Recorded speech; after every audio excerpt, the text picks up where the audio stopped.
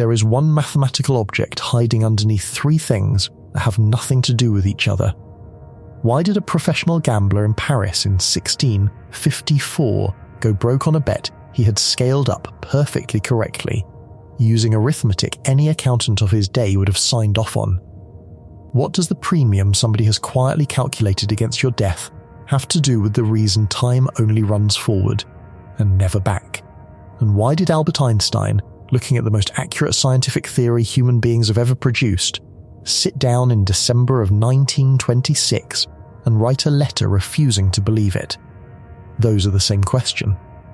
All three trace back to a handful of letters about an interrupted card game written in one autumn by two Frenchmen who thought they were settling a dispute about dice, and who had no idea they were building the tool that would price your life, explain the direction of time, and turn up 3 centuries later at the bottom of the atom, where physics ran out of floor.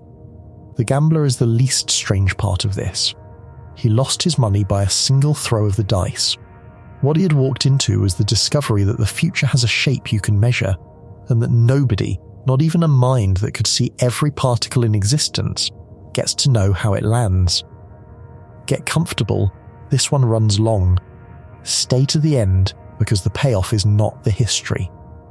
It is the moment the odds stop being a measure of what you do not know and start being a property of the world.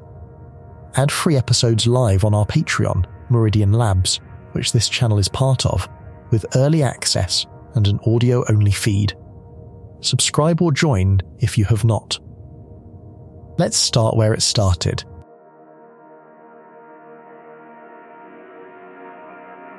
There is a man in Paris in the year 1654 who is losing money he does not understand losing. For years he has made a small fortune on a single bet. He walks up to a table, he puts down his stake, and he wagers that he can roll at least 1 6 in 4 throws of a single die. 4 throws, 1 die, at least 1 6. He wins this bet more often than he loses it, night after night, year after year, and the margin is thin enough that the men across the table keep taking the wager because they do not feel cheated. They feel unlucky. He is not cheating. He has simply noticed, the way a professional gambler notices things in his body before he can put words to them, that this particular bet pays. Then he gets clever. He decides to scale it up. Instead of 1 die and 1 6, he will use 2 dice and bet on rolling a double 6, both dice showing 6 at once. A double 6 is harder to hit than a single 6, obviously, so he reasons that he should give himself more throws to do it. He does the arithmetic that any reasonable person in 1654 would do. A double 6 comes up 1 time in 36 instead of 1 time in 6, so it is 6 times rarer, so he should give himself 6 times as many throws. 4 throws became 6 times 4, 24 throws to roll a double 6. The proportion is clean. 4 is to 6, as 24 is to 36. The books balance. The logic is airtight. And he starts to lose, not dramatically, slowly, the way the tide goes out. He plays the 24-throw double 6 bet the same way he played the 4-throw single 6 bet, with the same confidence, the same stake, the same clean proportional reasoning behind it, and the money drains away from him over weeks and months in a way that makes no sense, because the 2 bets are supposed to be the same bet. He scaled it correctly. He kept the ratio, and reality is quietly, patiently robbing him. The man's name is Antoine Gombaud. He calls himself the Chevalier de Mis, which is a title he more or less invented for himself, because he was not actually a knight and not actually nobility, though he was clever and well-read, and moved through the salons of Paris as a kind of professional gentleman and theorist of good taste. And when the numbers turn on him, when the arithmetic he trusts betrays him at the table, he does something that will turn out to matter more than anything else he ever did.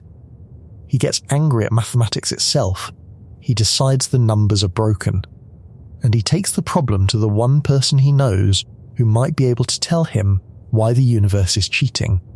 That person is a sickly, brilliant 31-year-old named Blaise Pascal. What happens next is usually told as a charming little anecdote, the birth of probability theory, a couple of French geniuses trading letters about dice. That is the safe version. That is the version where this is a story about games.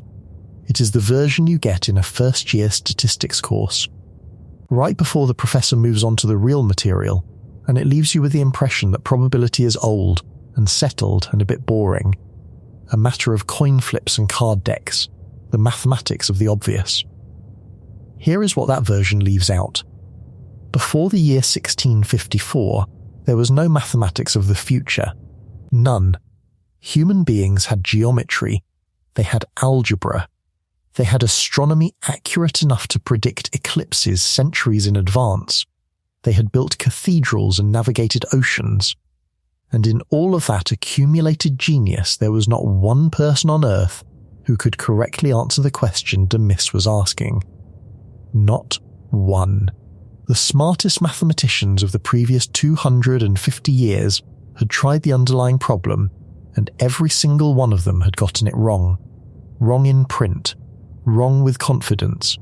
Wrong in ways that got copied from book to book for 2.5 centuries. The reason is stranger than it sounds. The human mind, it turns out, is not built to reason about what has not happened yet. We can reason about the past, we can count what is in front of us, but the specific act of assigning a number to an uncertain future, of looking at a situation that could break several ways and saying this outcome is worth exactly this much, was a cognitive operation that no human culture had ever performed correctly. We had gods of luck. We had oracles and omens and the casting of lots. What we did not have was the idea that the future has a shape you can measure. And in the space of a few letters exchanged over a single autumn, 2 men invented it. They built the tool that lets you put a number on tomorrow. And that tool is not a footnote in the history of mathematics. That tool is the thing your insurance company uses to decide what your life is worth. It is the thing every hospital uses to decide which treatment you get. It is the thing that prices every stock, underwrites every loan, runs every climate model, trains every artificial intelligence, and sits, quietly, underneath the entire modern world like a foundation nobody remembers pouring. They thought they were solving a gambling problem. What they had actually done was far larger and far stranger, and it would take almost 300 years for the full strangeness to arrive. Because the mathematics that de Mis's bad night at the dice table forced into existence, the mathematics of counting the future, would turn out in 1926 to be the exact language that reality itself is written in at the deepest level anyone has ever looked. The dice on that Paris table were not a metaphor. They were a preview. I want to be careful here, because this is the part that gets sanitized, and I do not want to oversell it, and I do not want to undersell it. The claim is not that Pascal predicted quantum mechanics. The claim is something colder and more precise than that. The claim is that the specific mathematical object these 2 men invented to divide up a pot of coins, a thing called mathematical expectation, is the same object that a physicist named Max Born would later discover sitting at the bottom of the universe, governing where every particle in your body is allowed to be. Same math, invented for gambling, found in the foundations of reality. And the men who first wrote it down had no idea, and one of them abandoned it within weeks to go looking for God, which is its own dark irony that we will get to, because the way he went looking for God was by making a bet. The central question of this whole story is one that still does not have an agreed answer, and it is this. When you say something has a probability, are you describing the world, or are you describing your own ignorance of the world? When de Mis's dice come up wrong, is that because the universe genuinely did not decide until the dice landed, or is it because he simply could not track the 1,000 tiny physical facts that determined the outcome from the start? For 3 centuries, everyone assumed the second answer. Probability was a confession. It was the mathematics of not knowing enough. It was a bookkeeping trick for beings too small to see the whole board. And then reality turned around and gave us the first answer, and it has been giving it to us ever since. And almost everyone who uses probability every single day of their lives have no idea that the ground underneath the tool is not solid, that the question of what a probability even is remains one of the genuine open wounds in human understanding, and that it all traces back to a man who thought he had found a clever way to bet on 2 dice. He had not found a clever way to bet on 2 dice. He had found a crack in reality. He just thought it was a bookkeeping error. Let me show you the crack, because once you see it, you cannot unsee it, and seeing it clearly is the only way the rest of this will land. Go back to Demis's 2 bets. The first one, the winning one, was at least 1/6 in 4 throws of a single die. The way to think about this correctly, the way nobody in Europe was thinking about it, is to flip the question around. Do not ask how often you win, ask how often you lose. Because losing is simpler. You lose only if you roll 4 throws and every single one of them fails to be a 6. The chance of a single throw not being a 6 is 5 in 6. To lose the whole bet, you have to fail 4 times in a row, which means multiplying 5/6 by itself 4 times. That comes out to about 48 in 100, which means you win the rest of the time, about 52 in 100. Just over half. A thin, reliable edge.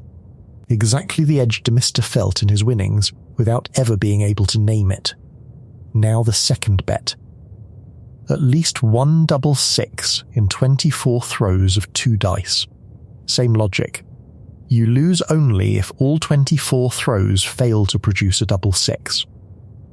The chance of a single throw not being a double 6 is 35 in 36.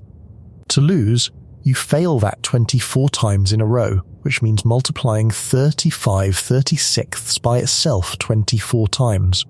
And that comes out to about 51 in 100, which means you win only about 49 in 100. Just under half. There it is. That is the whole tragedy of Demis's finances in 2 numbers. The first bet wins about 50, 2 times in 100.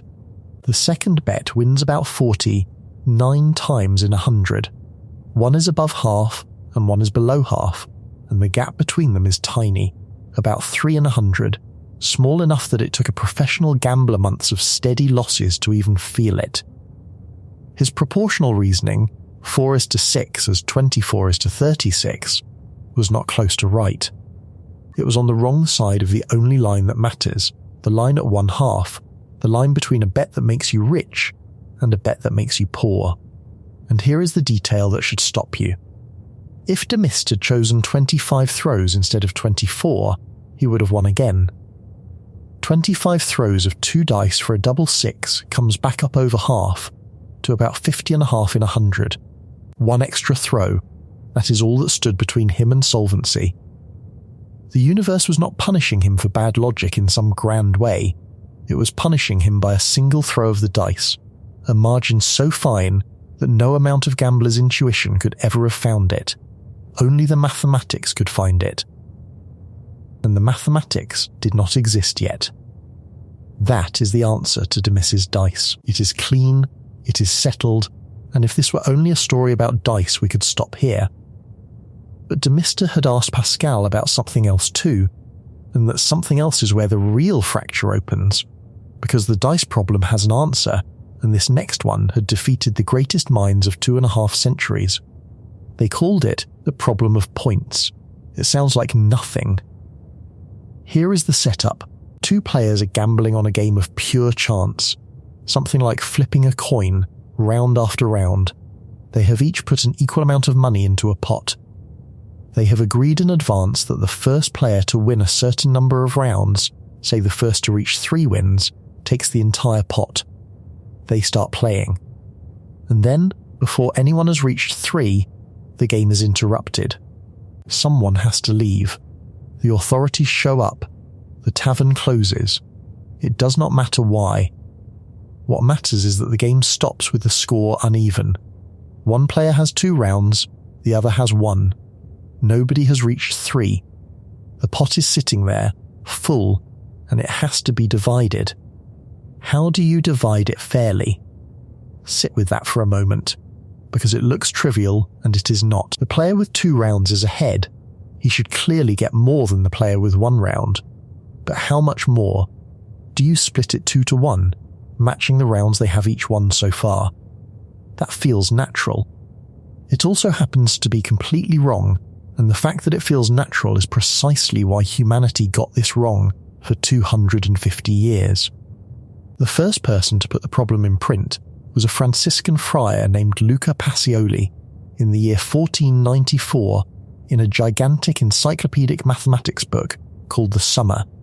This is the same Pacioli, by the way, who codified double-entry bookkeeping, the accounting system that still runs every business on Earth. The man was not a lightweight. He was one of the most important mathematical writers of the Renaissance, a colleague of Leonardo da Vinci, and he looked at the problem of points and gave an answer with total confidence. Divide the pot in proportion to the rounds each player has already won. 2-1. If one player had won 5 rounds and the other 3 when the game stopped, split it 5-3. Pacioli considered the matter closed. He dismissed earlier opinions as preposterous. And it is wrong. Watch why it is wrong, because the reason is the entire seed of everything that follows.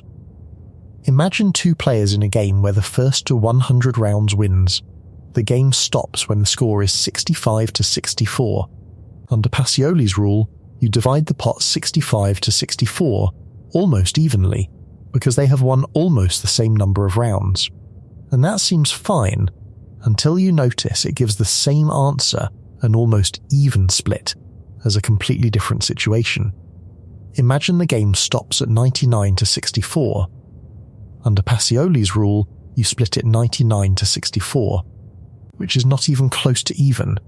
But wait, look at what 99-64 actually means. The player on 99 needs to win exactly 1 more round to take everything. 1. He is standing on the edge of total victory. The player on 64 needs to win 36 more rounds before his opponent wins a single one, which is very nearly impossible. That situation is almost decided. It is nothing like 65-64, where both players still have a long way to go and roughly equal chances. Pacioli's rule treats how close you are to winning as if it does not matter, and how close you are to winning is the only thing that matters. This is the crack again, in a different shape. Pacioli divided the pot by the past, by rounds already won, but a fair division of the pot cannot depend on the past. It can only depend on the future. It has to depend on each player's chances of winning from where they stand. The money in that pot does not belong to the rounds already played. It belongs to the rounds not yet played, the ghost rounds, the games that would have happened if the game had not stopped. To divide the pot fairly, you have to divide it according to something that never occurred. You have to put a number on the unplayed future. And no one could do it. Not for lack of trying, and not for lack of intelligence. About 60 years after Pacioli, another Italian, Niccolo Tartaglia, one of the great mathematicians of his age, the man who cracked the cubic equation, looked hard at Pacioli's rule and realized it was broken. He saw that if the game stopped after just 1 round, Pacioli's method would hand the entire pot to whoever won that single round, which is obviously absurd for a game that was supposed to go to 60. Tartaglia knew Pacioli was wrong. That is the important thing. He had the intelligence to see the error, and then he proposed his own rule based on the size of the lead relative to the length of the game, and his rule was also wrong. Wrong in a different way, and he seems to have known it might be. Because he wrote something that I find genuinely moving across the centuries. He wrote that the resolution of such a question was judicial rather than mathematical, so that in whatever way the division was made there would be cause for litigation. He was saying in the 16th century that maybe this problem simply had no correct answer, that maybe fairness here was not a mathematical fact, but a matter for lawyers to fight over forever. He looked into the gap where the mathematics of the future should have been, and finding nothing there, He concluded there was nothing there to find. He was wrong about that. But look at what it took to be wrong about it. It took one of the sharpest mathematical minds of the Renaissance staring directly at the problem and deciding it was unsolvable. That is how well hidden this was. Then there is Girolamo Cardano, and Cardano is the one who breaks my heart a little, because Cardano got closest and still missed, and Cardano was exactly the kind of person who should have solved it. He was a physician, an astrologer, an inveterate gambler who spent a genuinely alarming portion of his life at the dice table, and he wrote a book called The Book on Games of Chance that was the first book in history to treat randomness as something with mathematical structure. He wrote it in the mid-1500s, and in his own work on the problem of points, Cardano did something nobody before him had done. He said, correctly, that the division must not depend on the rounds already won, but on the rounds each player still needs to win. He put his finger directly on the crack. He named the future as the thing that mattered. And then he still got the final answer wrong, because naming the future is not the same as knowing how to count it, and Cardano did not have the method. He had the insight and not the machine. He was a man who could see the door, but could not find the handle. And there is one more twist of the knife in Cardano's story, the kind of detail that tells you the universe has a sense of humour about these things. His book on games of chance, the first real attempt to mathematise luck, was not published in his lifetime.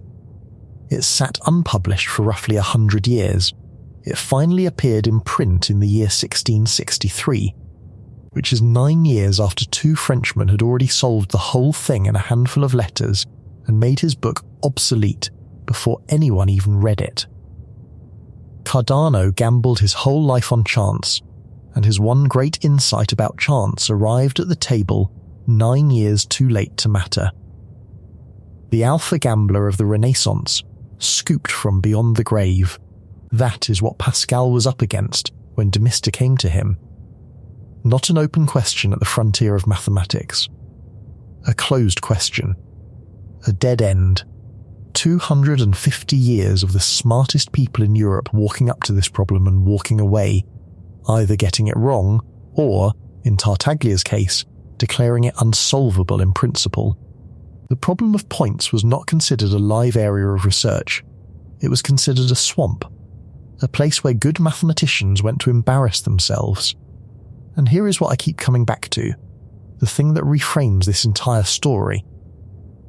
The reason nobody could solve it was not that the mathematics was hard. The final solution, when it came, uses arithmetic a bright child could follow. The reason nobody could solve it is that solving it required a concept that did not exist, a way of thinking that no human being had ever performed, the act of assigning a definite present value to an uncertain future event.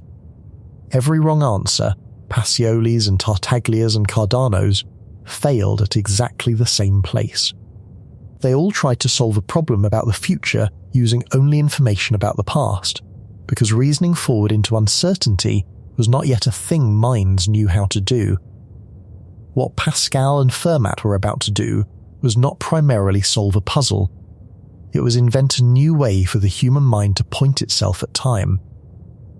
The correspondence begins in the summer of 1654, and we do not have all of it. The very first letter, the one where Pascal lays out the problem, is lost.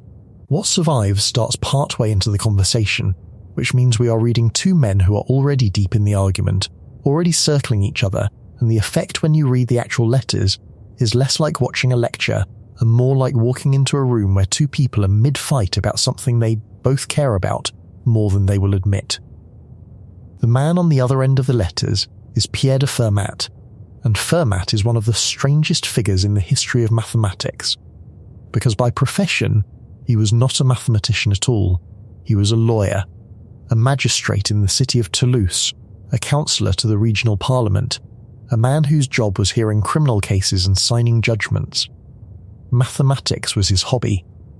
He did it in the evenings, for himself, and he almost never published any of it, and he had a habit that drove his contemporaries to fury and would eventually drive mathematicians to fury for the next 3.5 centuries. He would write down a theorem, claim he had a proof, and then not give the proof.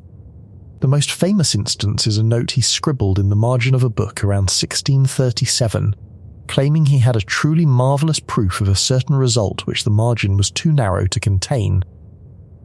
That offhand marginal note became known as Fermat's last theorem, and it went unproven for 358 years, defeating every mathematician who touched it until a man named Andrew Wiles finally closed it in the 1990s using machinery Fermat could not have dreamed of. Whether Fermat actually had a proof is something we will never know, and that not knowing is the most Fermat thing imaginable. He was a man who left the future holding his claims and refused to show his work.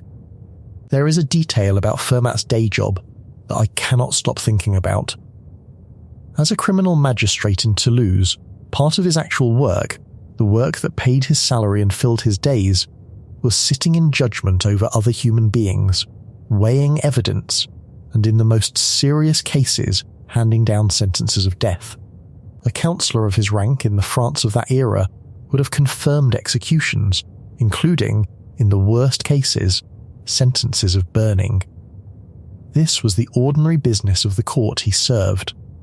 The man on the other end of the letters, the man calmly working out how to fairly divide a pot among players whose game was cut short, spent his working life deciding how to fairly end the lives of people whose stories the state had decided to cut short.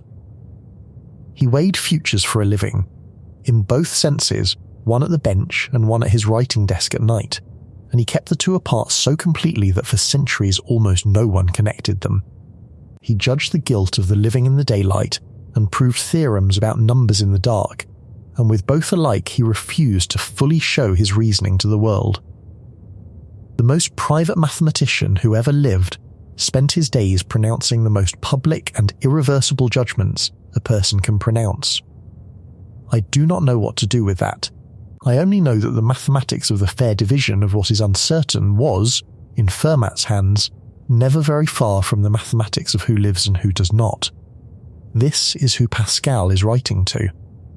A secretive amateur genius who dropped theorems like riddles and walked away, and the two of them, the sickly young Parisian prodigy and the reclusive southern magistrate, are about to do something across these letters that neither could have done alone.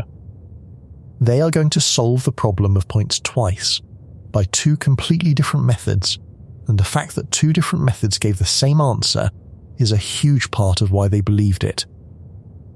When you invent a new form of reasoning, you have no external authority to check it against. There is no textbook. There is nothing to compare it to. The only thing that can tell you that you are right is a second, independent path arriving at the identical destination. Pascal and Fermat were each other's proof. Fermat's method was to count the futures. Take the interrupted game and imagine playing out every possible way it could finish. Say one player needs 2 more rounds to win, and the other needs 3. Fermat's insight was that the game is guaranteed to be over within 4 more rounds, because after 4 rounds somebody must have reached their target. You imagine all the ways 4 rounds can go. Each round has 2 outcomes, one player or the other, and 4 rounds gives you 16 equally likely sequences of wins and losses. Then you simply go through all 16 and count. In how many of them does the first player get the 2 rounds he needs? In how many does the second player get his 3? Fermat worked it out. Of the 16 possible futures, 11 of them lead to the first player winning, and 5 lead to the second. Therefore you divide the pot 11-5. Not 2-1. Not anything Pacioli or Tartaglia would have guessed, 11-5, because that is the ratio of the futures. Notice what Fermat has done. He has taken an uncertain situation and made it certain by refusing to stop at the interruption. He plays the ghost games. He plays every game that could have happened, weights them equally because each round is a fair coin, and reads the fair division straight off the count. The future, which had defeated everyone for 250 years, turned out to be countable. You just had to be willing to enumerate every branch of it. There is a subtlety here that Demissa, of all people, got tangled in, and Pascal mentions it in the letters with a flash of impatience that tells you a lot about both men.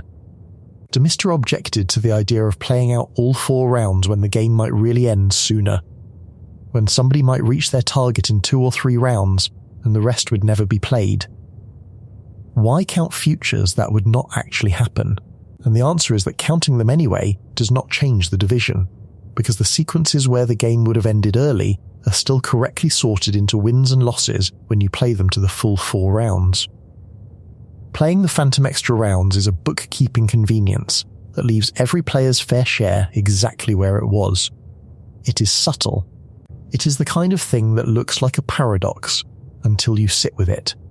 And Demissa could not sit with it. Pascal wrote to Fermat about Demissa in a line that survives, noting that Demissa had good natural ability, but was not a geometer, which in the 17th century was close to saying the man could feel the truth, but could not follow a proof. Pascal added that Demissa even believed a mathematical line was made of a finite number of points, a basic error, and you can hear in the letter the particular exasperation of a genius dealing with a clever amateur who will not stop arguing. The man who accidentally triggered the birth of probability theory is described by its founder as bright, but not quite able to keep up. History is full of these people, the ones who ask the question that changes everything and are then left behind by the answer. And here I have to correct something, because the version of this story you usually get, the one where a degenerate gambler stumbles to a genius and accidentally births a science, has been quietly falling apart under the work of historians. Antoine Gombaud, the Chevalier de Miss, was not really a compulsive gambler at all. He was a writer, a theorist of manners and taste, one of the more sophisticated minds in the Paris salons, a man who would have been genuinely offended to be remembered as a dice hustler. And more than that. Recent scholarship has argued that the problem of points, the deep problem, the one that actually mattered, was never originally a gambling problem in the first place. It had been circulating for 2.5 centuries as an exercise in commercial arithmetic, a merchant's puzzle about how to fairly dissolve a partnership or split an interrupted venture, dressed up in the language of a game, because a game made the stakes clean and easy to state. The dice were the costume.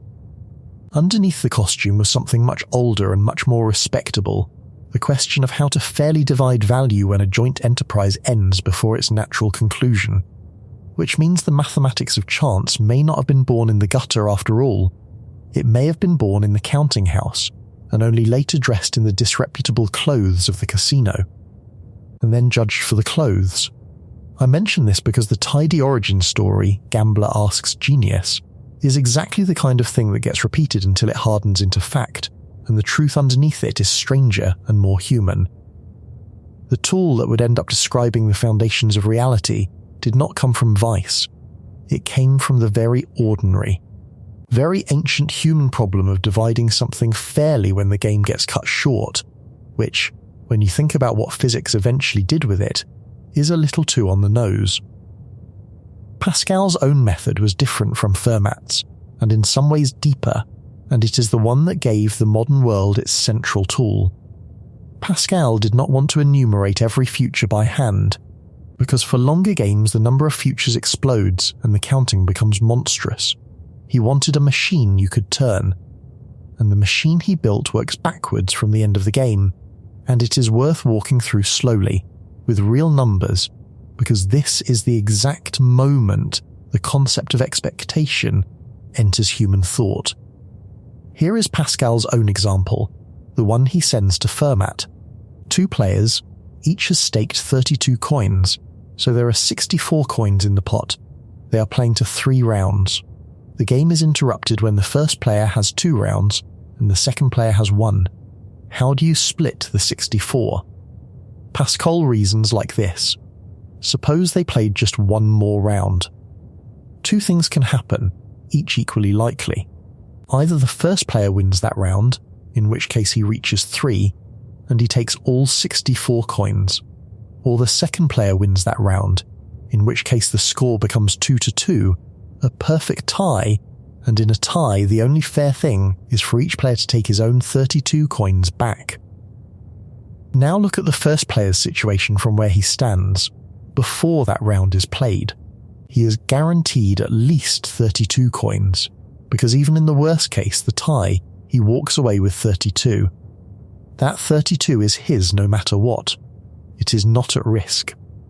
The only thing genuinely uncertain is the other 32 coins, the ones he gets only if he wins the next round.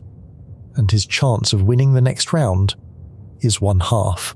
Therefore, the fair value of that uncertain 32, to him, right now, is half of it. 16. His total fair share is the 32 he is guaranteed, plus the 16 that represents his half chance at the rest. 48 coins. The second player gets the remaining 16. Stop and look at what just happened, because it is easy to let it slide past as simple arithmetic, and it is not simple. It is a revolution wearing the costume of arithmetic. Pascal took an uncertain future, the unplayed next round, and he assigned it a definite present value.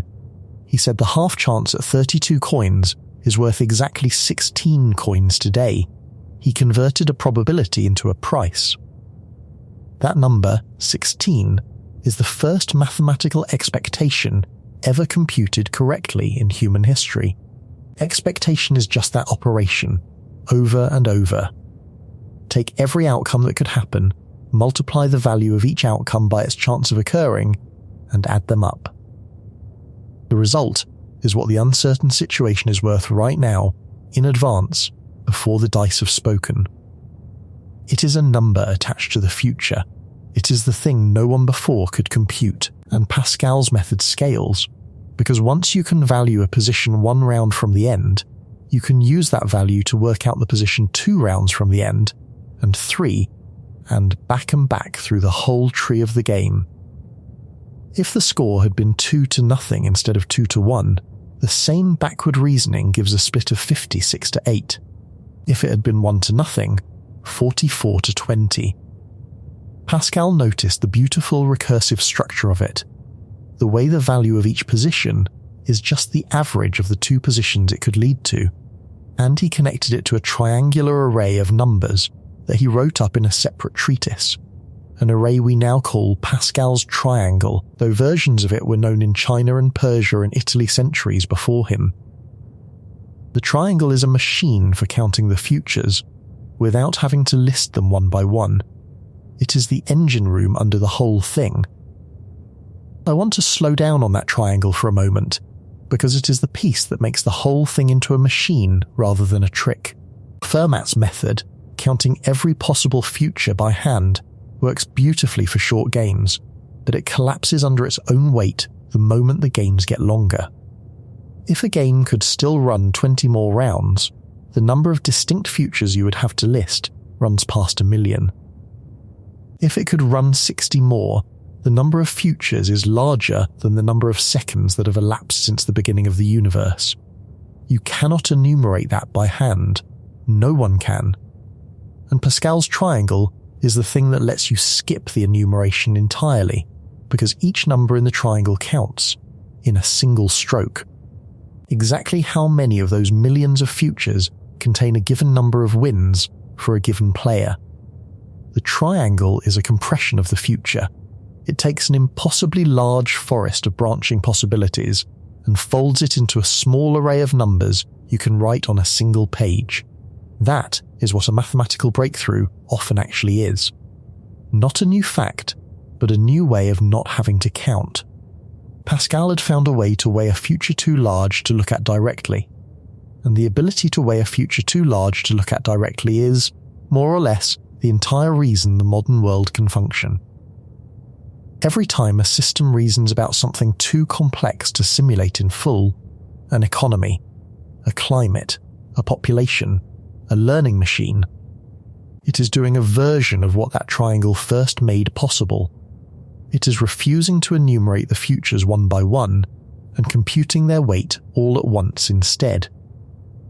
2 methods. Fermat counts every future by hand and reads off the ratio. Pascal works backward from the end, assigning each position its expected value. They are different roads. They arrive at the identical answer every time. And when Pascal saw that they matched, he wrote to Fermat with something close to relief, because the agreement was the proof. Neither man could have trusted his own reasoning alone. Together they were certain. I do not want to make this sound frictionless, because it was not, and the friction is the human part. When they moved from 2 players to 3 players, they disagreed sharply. Pascal found what looked like a flaw in Fermat's counting method for the 3-player case, a situation where enumerating all the futures seemed to double count outcomes in which 2 players could both reach their targets, something impossible in a real game where play stops the instant someone wins. Pascal worked an example with 3 players and got one answer by his method and a different answer trying to apply Fermat's, and he was worried. You can read the worry in the letters. He wrote to Fermat that he feared their admirable agreement, their harmony, was beginning to flag, that they might be about to discover they had different opinions after all. And for 2 men who had only just built a shared certainty out of nothing, the possibility that the certainty might crack was clearly disturbing to him. Fermat wrote back defending his method, and there is a line where he refers to their exchange of blows still continuing, which tells you the temperature of it. This was not 2 colleagues politely comparing notes. This was an argument conducted at distance over whether the new thing they had made actually held together. And it held together. Fermat showed that his method, correctly applied, discounting everything that happens after a player has already won, gives exactly the same 3-player division that Pascal's method gives, 17 to 5 to 5 out of 27. The apparent contradiction was a misapplication, not a real flaw. And Pascal, to his enormous credit, conceded completely and generously. In his letter of the 27th of October, he told Fermat that he admired his method, that it was entirely Fermat's own, that it had nothing in common with his own approach, and that it reached the same end with ease. He wrote that their harmony had begun again. 2 roads, 1 destination, confirmed under pressure. The tool was real, expectation existed. The future had been made countable, and 2 men who had never met in person had proven it to each other through the mail in a single autumn. They had no idea what they had done. Pascal thought he had settled a gambler's dispute and cleared up some confusion about dice. What he had actually done was hand the human species a new organ of thought, a way to reach forward into time and grip it.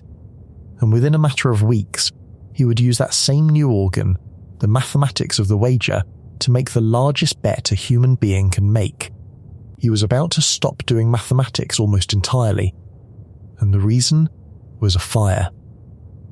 To understand the fire, you have to understand who Pascal was before it, and Pascal before the fire is one of the most extraordinary human beings of the 17th century, which is a century that was not short on extraordinary human beings. He was born on the 19th of June, 1623, in Clermont, in the mountainous heart of France. His mother died when he was 3. His father Tienne raised him and his 2 sisters, and Tienne was a tax official and an amateur mathematician who decided, unusually for the time, to educate his son himself, personally, at home.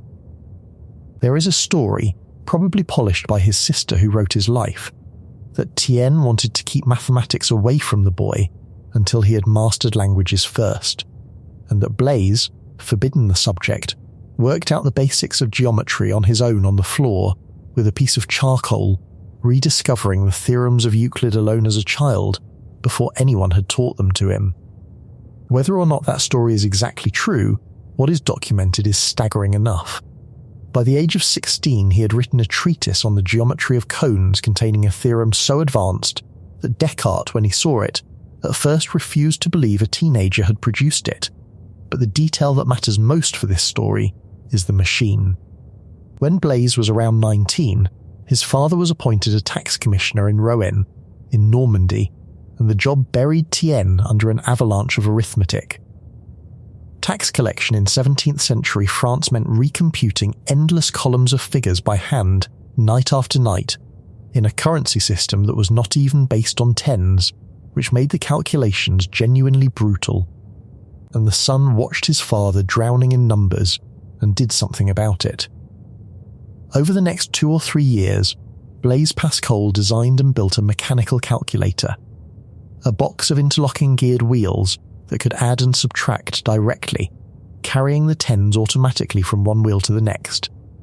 He built somewhere around 50 prototypes, refining the mechanism again and again, and produced roughly 20 finished machines.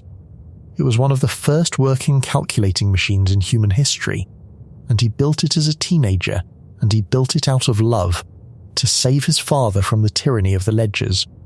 A reviewer centuries later put it perfectly, writing that the calculating machine was born of filial love flying to the rescue of the taxman. Hold on to that image, because it will rhyme with something later.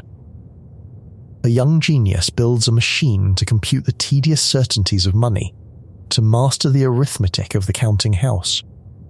And then, a decade after that, the same mind invents the arithmetic of what money might become, the mathematics of the uncertain pot on the interrupted table. Pascal spent his youth mechanizing the known and then invented the mathematics of the unknown. The counting house and the gambling table, the certain and the uncertain, and one mind that built the tools for both before he was 32. He was also, throughout all of this, sick, chronically, seriously, painfully sick, from a young age with digestive agony and headaches that never fully left him. He once said that sickness was the natural state of Christians, and whatever he meant by it theologically, you can hear underneath it a man who had simply never known what it was to feel well. He was brilliant, and he was suffering, and by his early 30s he was moving in the sophisticated, worldly gambling salons of Paris, the same world Demis inhabited. A world of wit and cards and refined pleasure. That is the Pascal who solved the problem of points. Worldly, ill, dazzlingly clever, at the height of his mathematical powers, corresponding with Fermat about dice. And then, on the night of the 23rd of November, 1654, a matter of weeks after the last of the great letters to Fermat, something happened to him that he never fully explained to anyone while he lived. We know it happened because of a piece of paper.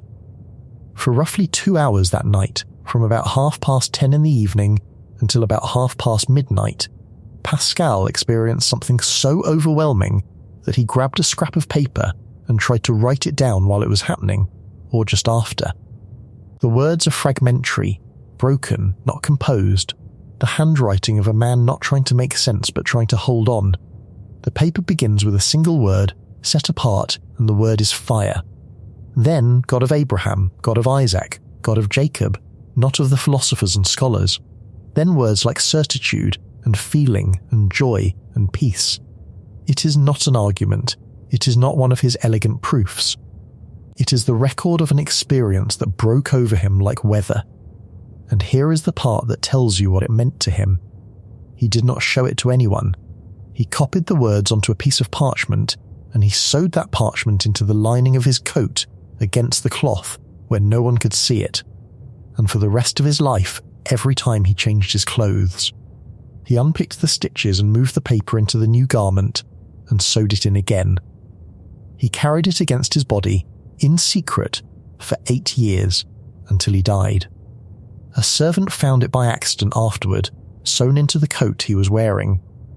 Nobody living had known it was there. Whatever happened to Blaise Pascal on that November night, he decided it was the most important thing that had ever happened to him, and he decided to keep it pressed against his own ribs and tell no one. There is a legend attached to this, and I want to flag it as a legend because the sanitized versions often present it as fact.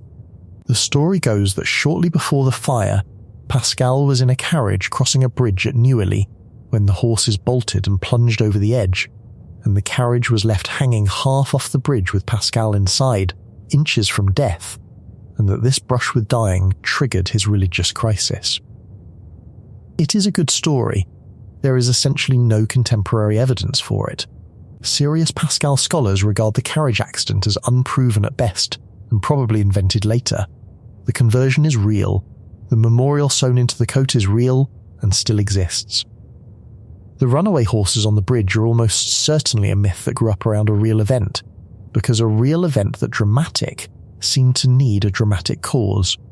I mention it because it matters to be honest about which parts of this we actually know, and the honest answer is that we know he was transformed, and we do not know exactly what pushed him. What we know is what he did next. He turned hard toward God. He fell in with the community at Port Royal, a centre of a rigorous, austere, controversial strain of Catholicism called Jansenism, where his sister Jacqueline had already become a nun, and he very nearly stopped doing mathematics. Not entirely. There were later flashes, a famous night of toothache-driven work on a curve called the cycloid, but the worldly prodigy who had traded letters about dice was in the deepest sense gone. Years later, in 1660, Fermat wrote suggesting they meet, and Pascal declined, citing his health, and in that letter he said something that lands like a door closing on his whole earlier life. He wrote that he regarded geometry as the highest exercise of the mind, but at the same time as so useless that he found little difference between a man who was merely a geometer and a skilled craftsman. He said he would not take 2 steps for geometry. The man who had co-invented the mathematics of the future was telling the co-inventor that the whole enterprise was, in the end, only a craft. He had found something he considered infinitely larger, and next to it, the tool that would reshape the modern world looked to him like a hobby he had outgrown. And now, watch what he did with the tool on his way out the door, because this is the hinge of the entire story, the place where the gambling mathematics and the search for God turn out to be the same mathematics. In the notes he was writing toward the end of his life, the fragments published after his death as the Pences, his defense of the Christian faith, Pascal set down an argument that has been called Pascal's wager, and it is not a metaphor that he called it a wager. He meant it literally. He framed the question of whether to believe in God as a bet, a gamble, a decision made under uncertainty, and he analysed it with the exact machinery he and Fermat had built at the dice table. He said, in effect, consider the wager. You do not know whether God exists. You cannot know it with certainty. Reason cannot settle it. But you are not allowed to abstain, because to live as if there is no God is itself a bet against God, so you are already at the table whether you like it or not. Now compute the expectation. If you bet on God, and you are right, the payoff is infinite, eternal happiness. If you bet on God and you are wrong, you have lost almost nothing. A few worldly pleasures over a short, finite life. Weigh the outcomes by their stakes the way we learn to weigh the coins in the interrupted pot. A finite cost against an infinite prize at any non-zero probability has an infinite expected value. Therefore, Pascal concluded, the rational bet, the mathematically correct wager, is to bet your life on God. You can argue with the theology. People have argued with it for 3.5 centuries. But look at the structure of what he did. He took the single most personal, most existential question a human being can face, the question of ultimate meaning and eternal fate, and he ran it through the expectation formula he had invented to divide a gambler's pot. Same operation. Multiply each outcome by its chance and weigh the results. The man who taught humanity to put a number on the unplayed future used that exact tool to put a number on the unplayable future, the one after death, the one no experiment can reach. Pascal did not leave the gambling table when he found God. He brought the table with him. He bet his soul using dice mathematics. And this is where I have to plant something, because it is going to come back, and it is going to be worse than it looks right now. The quantity Pascal computed, this expectation, this weighted average over things that have not happened and might not happen, this price tag on the uncertain future, is going to reappear at the very end of this story in the most unexpected place imaginable. Not in a casino, not in an insurance office, in the fundamental equations of physics. When a man in the 20th century writes down the most accurate scientific theory ever created, the theory that describes what every particle in your body is doing at this moment, the thing his equations will hand him, the only thing they will ever hand him, is an expectation. A weighted average over futures that have not happened. Pascal thought he had invented a way to reason about dice, and then a way to reason about God. He had actually stumbled onto the grammar that reality uses to decide what is real. He just aimed it at heaven instead of at the atom, and died not knowing. He died on the 19th of August 1662 at the age of 39. The autopsy found his body wrecked in ways that had clearly caused him lifelong agony, a diseased stomach and liver, damage in the brain, an abnormality in his skull that some later doctors linked to the headaches that had tormented him since childhood. Historians and physicians have argued ever since about what actually killed him: tuberculosis, stomach cancer, a lesion in the brain, a disease of the gut, and there is still no agreement. The man who put the first number on uncertainty left the cause of his own death an open question that 4 centuries have not closed. Fermat, the reclusive magistrate on the other end of the letters, outlived him by only 3 years and died in 1665, still mostly unpublished. His theorems scattered through his correspondence and the margins of his books, leaving the future to prove what he would not. 2 men who invented the mathematics of what comes next, both of them leaving so much of what came next unfinished, unproven, sewn into a coat lining, scribbled in a margin, waiting. The tool they built did not wait with them. It was already loose in the world. And the first person to grab it and understand what it really was not French, was not a gambler, and was not looking for God. He was a young Dutchman who heard a rumour about a problem in Paris and could not let it go. His name was Christian Huygens, and if you know that name at all, it is probably for other things. For discovering the rings of Saturn, for inventing the pendulum clock, for a wave theory of light that fought Newton to a draw. He was one of the finest scientific minds of the century, and in the year 1655, as a young man, he came to Paris, and in the intellectual circles there he caught wind of the problem of points, and the fact that Pascal and Fermat had cracked it. But here is the crucial thing. He heard about the problem. He did not get the solution. Nobody showed him the letters. He was told, essentially, that the thing had been solved, and that was all. For anyone else, that would be the end of it. For Huygens, it was a provocation. He went back to the Netherlands and solved it again himself from scratch, without seeing how the Frenchman had done it. And then he did the thing that Pascal and Fermat, for all their genius, had not done. He wrote it down for the public. In 1657 he published a short treatise, in Latin, titled On Reasoning in Games of Chance, and it was the first printed work on probability in human history. The letters between Pascal and Fermat would not be published for decades. Cardano's book was still sitting unprinted. Huygens got there first in public, and because he got there first in public, his little treatise became the seed text, the thing everyone who came after actually read and learned from. And in it, he did something Pascal had done in a specific case, but Huygens now made general and central. He built the entire theory on the concept of expectation. He made the value of a gamble, the fair price of an uncertain outcome, the foundational idea from which everything else follows. The very first propositions of his treatise are about how to compute what a chance is worth. He took the thing Pascal had glimpsed at the dice table, the 16 coins that represented a half chance at 32, and he made it the cornerstone of a whole science. Huygens is the reason the concept survived and spread. He was the transmission mechanism. Without him, the letters might have sat in a drawer for a century, the way Cardano's book did. And he was honest about where it came from. In his preface, he acknowledged that the best mathematicians of France had been working on this kind of calculation, and that he did not want to claim the honour of the first invention. He knew he was carrying someone else's fire. He just carried it into print, where it could not go out.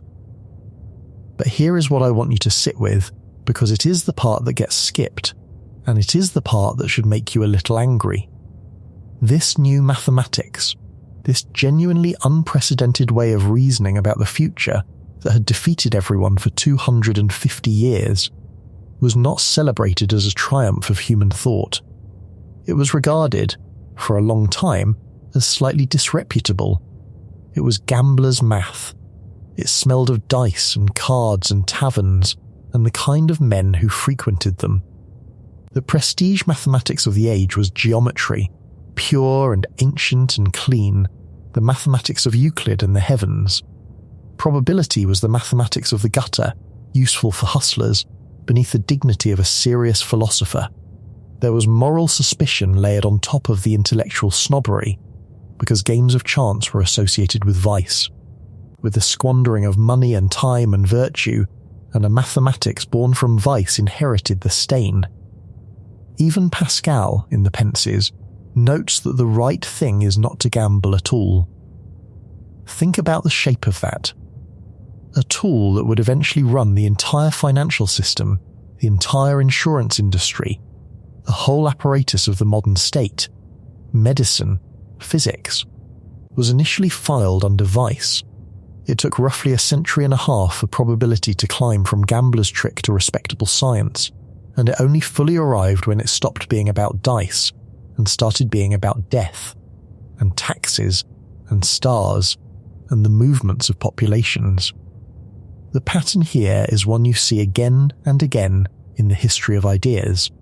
The new tool is dismissed not because it fails, but because of where it came from and who uses it. First it was impossible. Then when someone did it, it was trivial gambler's arithmetic. The one thing it was not allowed to be, for a long time, was important.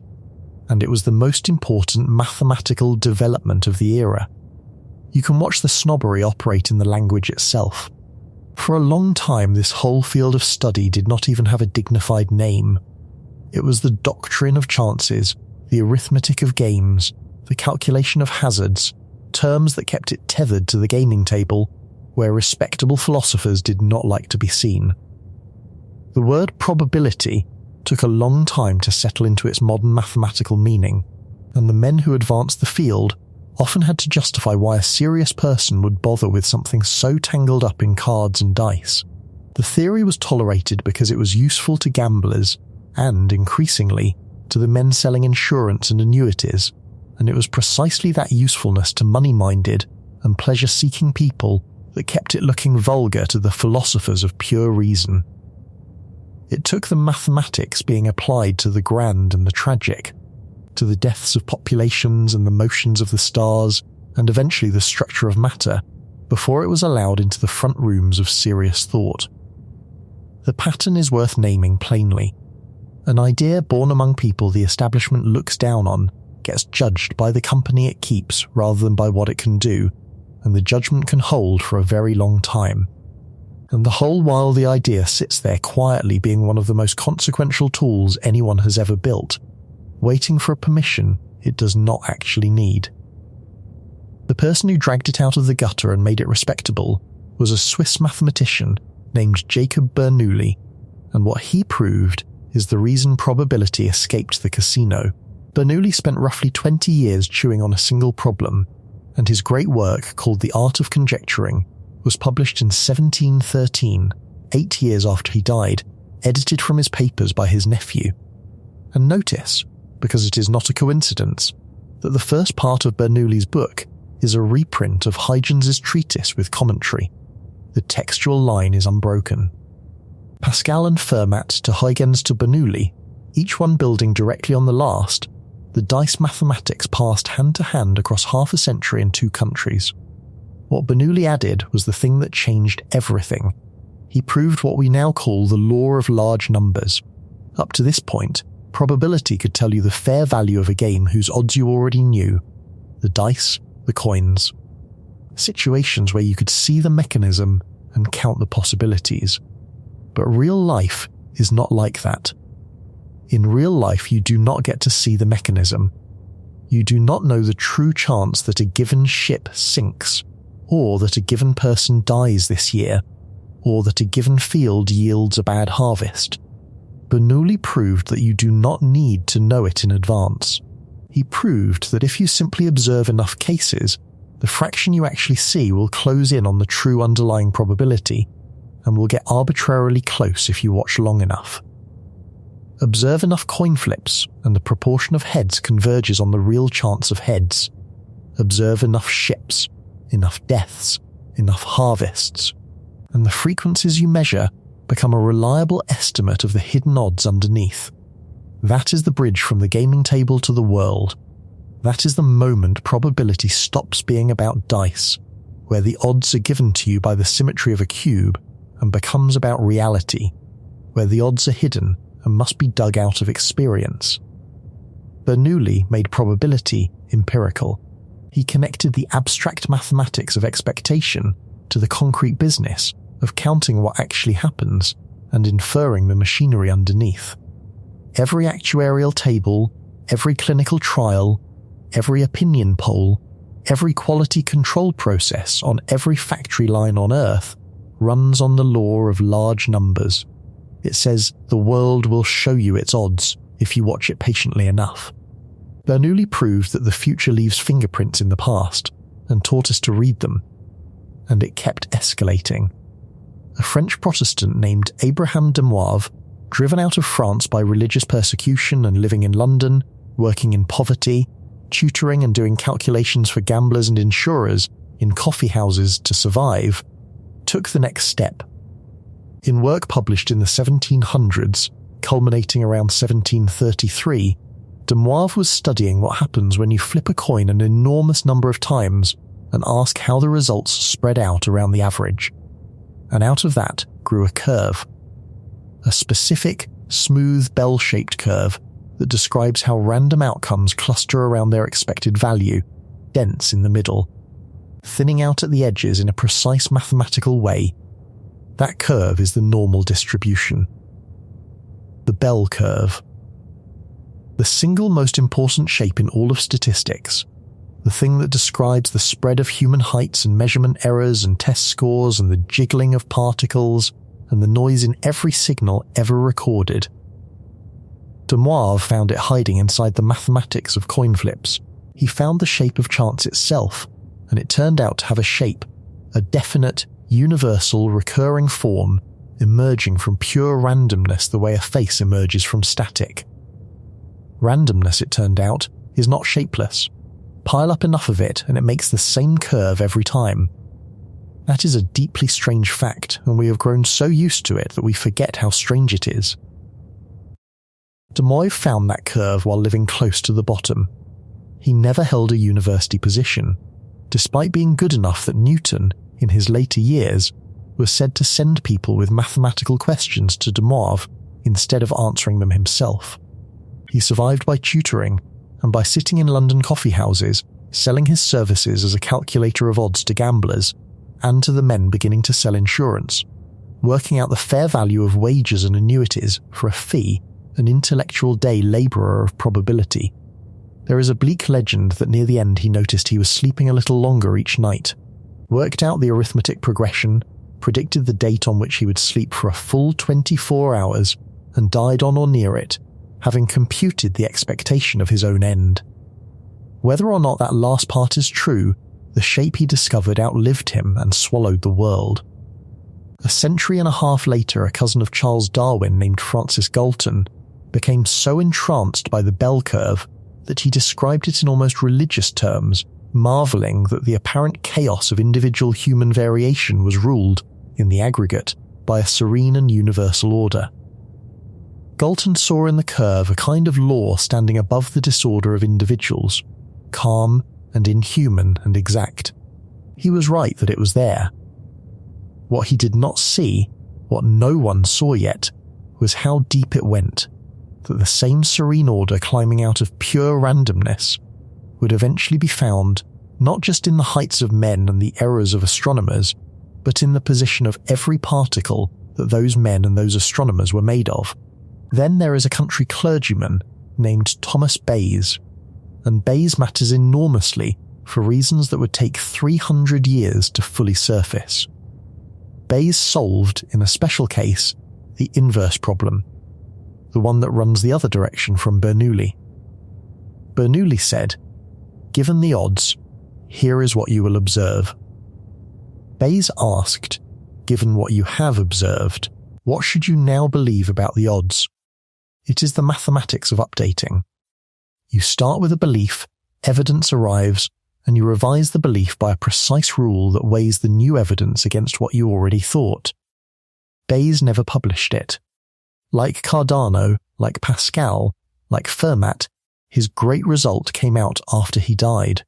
Read to the Royal Society in 1763 by a friend who found it among his papers.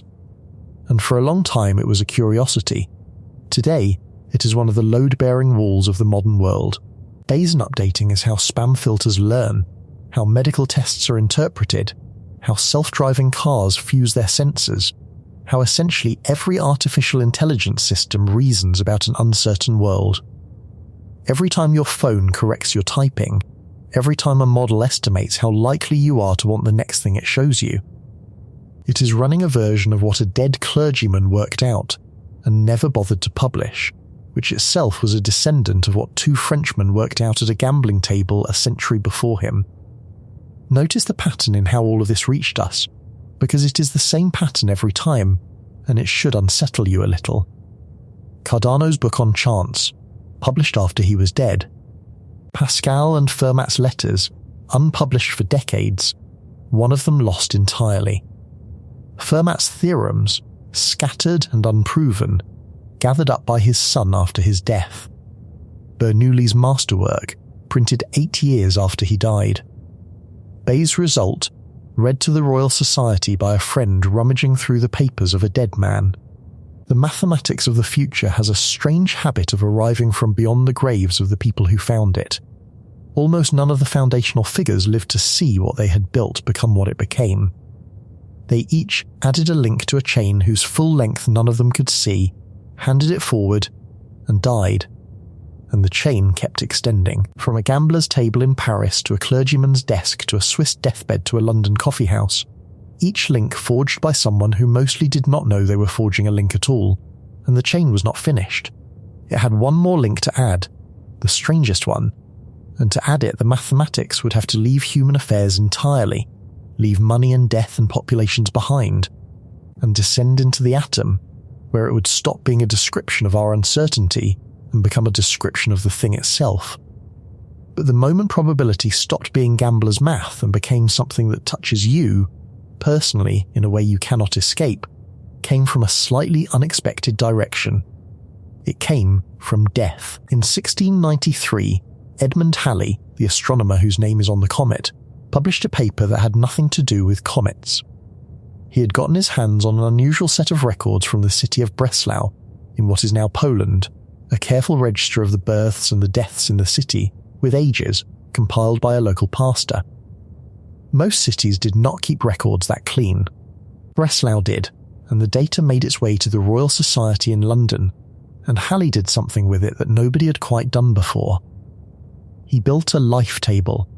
He counted, out of a large group of people born, how many were still alive at each age, 1 year, 10 years, 20, 50, and so on, the whole arc of a human population thinning out towards zero. And then he used it to solve a practical problem that had been costing governments and individuals money for centuries. He worked out how to correctly price an annuity, a contract where you pay a lump sum now in exchange for an income every year until you die.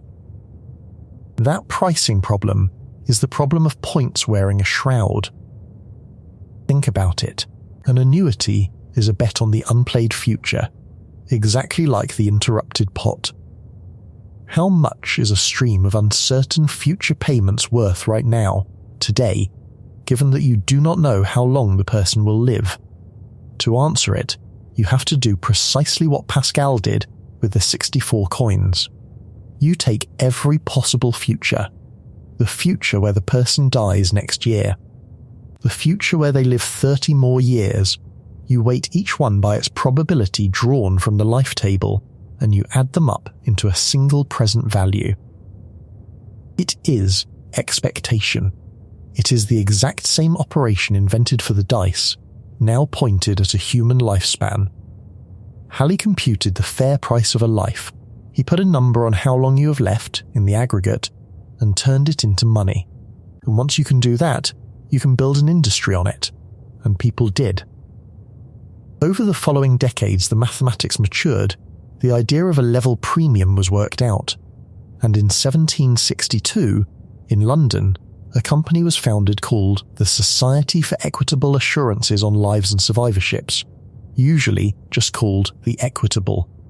It was the first company to sell life insurance on a proper mathematical basis, using actuarial calculation to set its prices. And that is the template for the entire modern insurance industry. An industry that now touches almost every human life on the planet. Insurance is the problem of points, institutionalized and scaled to nations. A group of people put money into a common pot.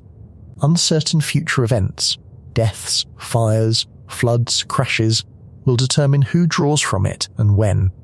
And the whole enterprise depends on one calculation: the expectation, the weighted value of those uncertain futures, computed from probabilities dug out of the historical record by Bernoulli's law of large numbers. Every premium you have ever paid was set by a direct mathematical descendant of the letter Pascal sent Fermat about how to split a pot of coins. I want to make this personal, because it is personal, whether or not anyone has ever told you so. Right now, in an office somewhere, there is a number attached to you. An actuary, or more likely a computer running actuarial mathematics, has assigned you a probability of dying within the next year, based on your age and your habits and your history, and that probability has been multiplied against a payout and turned into a price. And that price is your insurance premium.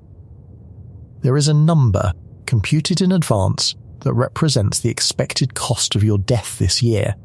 You did not consent to it, and you probably do not know what it is, but it exists, and it governs real money moving through the real economy, and it is a lineal descendant of a gambler's complaint about 2 dice in 1654. The mathematics that Demis's losses forced into the world eventually circled back and priced the one event Demis never bet on: his own death. It prices yours too. And it did not stop at insurance.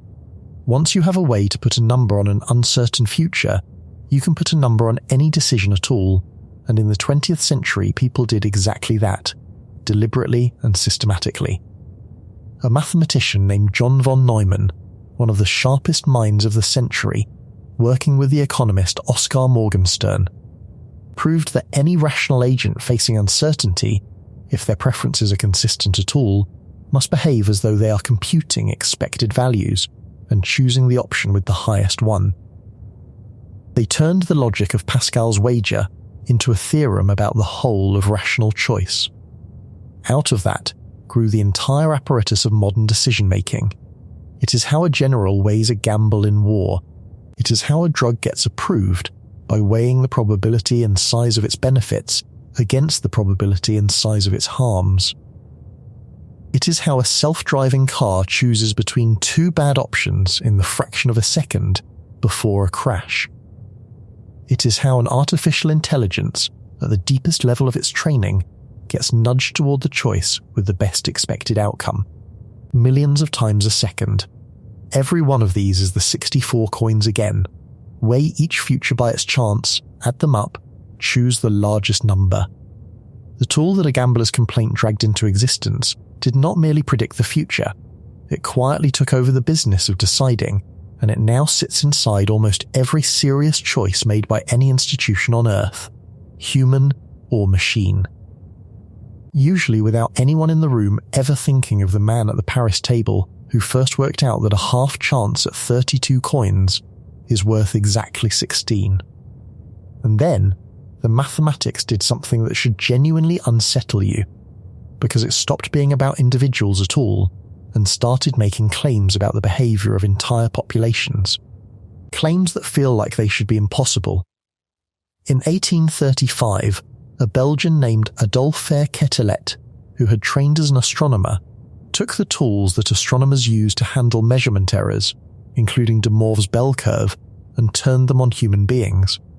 He measured people, heights, weights, the physical dimensions of thousands of individuals, and he found that human traits distributed themselves along the same smooth bell curve that governed the errors in astronomical observations. And from this, he invented a concept he called the average man, a kind of statistical ideal around which real people scattered like errors around a true value. That alone would be merely interesting. What Quetelet did next is the disturbing part. He looked at social phenomena, at crime, at marriage, at suicide, the most individual and seemingly unpredictable of human acts, and he found that in the aggregate they were stunningly regular. The number of murders in a given region, the number of suicides, even the methods used, held remarkably steady year after year. Not for any one person, you cannot predict whether a particular individual will kill or marry or take their own life. But across a whole population, the numbers barely moved.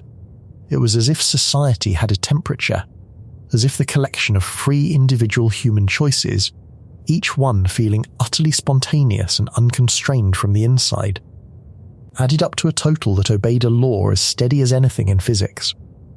Quetelet had discovered that the statistical regularities were not just in dice and death tables, but in the moral behaviour of human beings, in the very acts we consider the freest expressions of our will.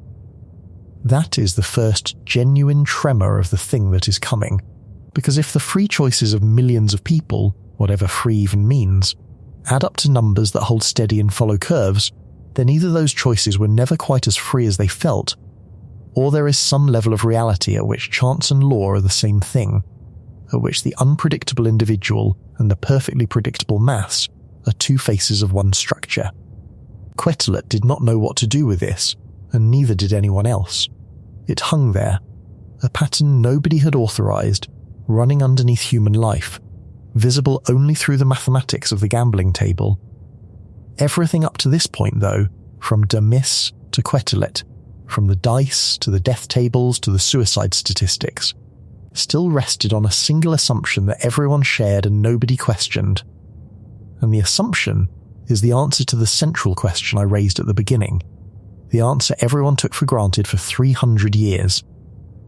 The assumption was that probability is about us, about our ignorance, that the dice, the deaths, the crimes were all in principle determined, fixed, certain, and that we resorted to probability only because we were too small and too blind to track the full chain of causes. Chance, on this view, is not a feature of the world, it is a feature of the observer. It is what determinism looks like from the inside of a mind that cannot see all the gears. There is something quietly monstrous buried in that picture, and the people who first grasped it felt the monstrousness immediately. If Laplace was right, if the position of every particle now fixes every particle forever after, then everything you will ever do is already settled. Every choice you experience as free, every decision that feels open as you make it, was written into the arrangement of matter long before you existed, and has only been unspooling ever since. The sense of an open future, the felt fact that you could do this or could do that, would be, on Laplace's view, an illusion produced by your ignorance of your own gears. You feel free only because you cannot see the mechanism that has already decided. This is the same unease Quetelet would stumble into from the other direction, the discovery that free human choices add up to iron statistical regularities, and here it is in its most absolute form, the whole future welded shut, the demon reading it off like a page already printed. For 2 centuries the only escape from this vision was to hope that the clockwork was not really as tight as it looked, to hope that somewhere, in the fine grain of things, there was genuine give, a place where the future was not yet fixed.